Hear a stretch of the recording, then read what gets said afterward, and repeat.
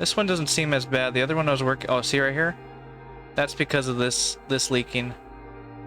Yeah, you totally see that. I'll clean that up with some IPA. Some Indian Pale Ale. No, isopropyl alcohol. Isopropyl. You know, I don't think I've ever said that right my whole life. Isopropyl. That stuff. Stuff they use. The stuff that your mom would put on when you have legs that ache. When you were a kid, growing pains. I remember. My legs were growing. I think that's why. Oh man, I gotta be careful. Don't pull a trace. Don't pull a trace, Tony. Yeah. Oh, we're good. We're good. We're good. Almost. No cigar. It's because I didn't even put any solder on there. I'm gonna put some of my solder. I said I would. Breaking my own rules. I'm like, yeah, I'll do that. And I don't do it.